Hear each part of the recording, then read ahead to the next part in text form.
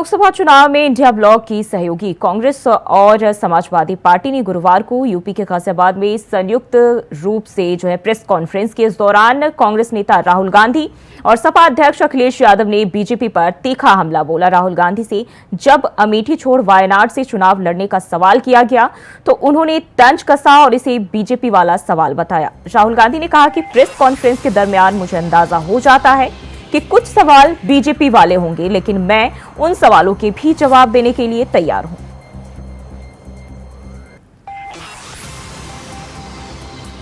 राहुल गांधी ने इस दौरान बीजेपी नैतिकता का बुलबुला था वो भी टूट गया। इलेक्टोरल बॉन्ड ने इनका बैंड बजा दिया। भारतीय जनता पार्टी सभी भ्रष्टाचारियों का गोदाम बन गई।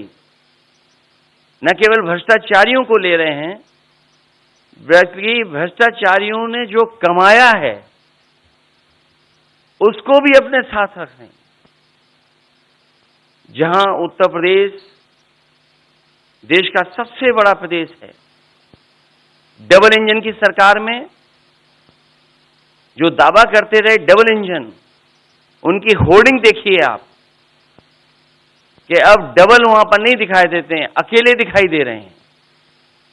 इनके प्रत्याशी होर्डिंग से गायब हैं और चुनाव के बाद होर्डिंग पे जो अकेले हैं वो भी गायब हो जाएंगे।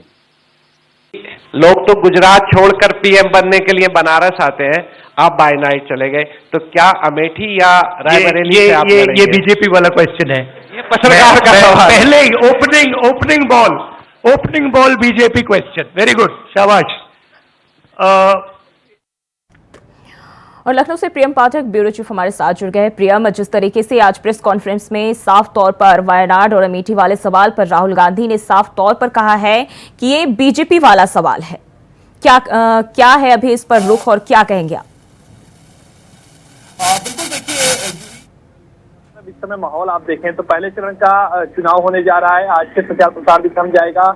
8 सीटों पर पहले चरण में मतदान होगा। अमेठी जो है वो सबसे अधिक चर्चा का विषय बनी हुई, क्योंकि ये कभी कांग्रेस का गढ़ रही है, गांधी परिवार का गढ़ रही, लेकिन अब वहां पर बीजेपी का इस समय कब्जा है। और जिस तरीके से पिछले चुनाव में हमने देखा था कि राहुल गांधी जो थे वो वायनाड से जाके चुनाव लड़े थे, अमेठी से भी चुनाव लड़े थे, तो इस बार वहां से कौन बतौर प्रत्याशी वहां पे उठेगा? समाजवादी पार्टी और कांग्रेस एक साथ में मिलकर इंडिया गठबंधन के तहत जो चुनाव लड़ रहे हैं, और ऐसे में वो सीट जो है वो कांग्रेस के खाते में गई है। तो कांग्रेस उस सीट से किसको बतौर प्रत्याशी उतारेगी, और इस बात को लेकर अभी तक तस्वीर साफ नहीं हो पाई है। तो आज जो संयुक्त रूप से प्रेस कॉन्फ्रेंस करी गई, जब उसमें राहुल गांधी से पत्रकार ने सवाल पूछा कि क्या आप वायनाड की जगह वायनाड या अमेठी में से कहां से चुनाव लड़ेंगे, तो इस पर उन्होंने कहा कि ये बीजेपी का पूछा हुआ सवाल है।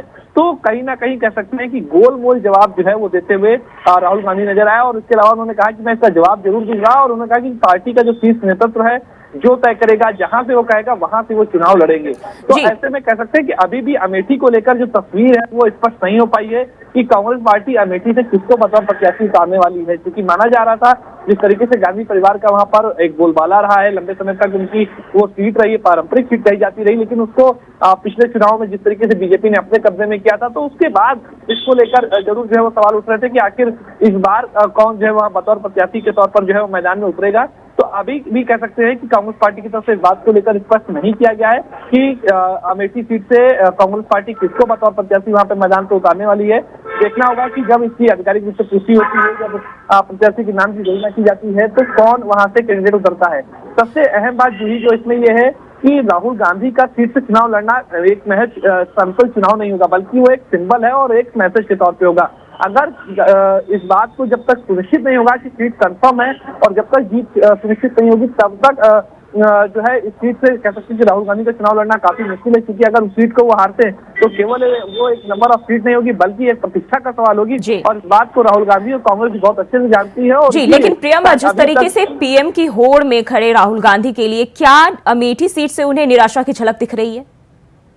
शायद ये वजह हो सकती है कि उन्हें निराशा की झलक दिख रही हो, और शायद उन्हें उम्मीद ना हो कि उस सीट से अगर वो लड़ते हैं तो चुनाव जीत पाएंगे या नहीं जीत पाएंगे। इन सभी चीजों को लेकर पार्टी अपने स्तर पर तैयारी कर रही है, मंथन कर रही है, और जब तक इस बात को सुनिश्चित नहीं होगा कि वहां से जीत पक्की हो, तब तक शायद राहुल गांधी को जो है चुनाव नहीं लड़ाया जाएगा इस सीट से, क्योंकि उन्हें प्रधानमंत्री के तौर पर प्रोजेक्ट कांग्रेस करती रही है। और ऐसे में अगर वो खुद अपनी सीट को यूज करते हैं तो वो एक बड़ा निगेटिव मैसेज जो है वो आम परसेप्शन के लिए होगा, आम पब्लिक के परसेप्शन के लिए होगा। और इस बात को कांग्रेस बहुत भली भांति जानती है, शायद इसीलिए उस सीट पर प्रत्याशी को घोषणा करने के लिए कांग्रेस इतना मंथन, इतना विचार करती हुई नजर आ रही है। प्रियम, जिस तरीके से उन्होंने साफ तौर पर इनडायरेक्टली ये कह दिया है कि ये बीजेपी वाला सवाल है, तो क्या ये माना जाए कि उन्होंने अमेठी से संन्यास ले लिया?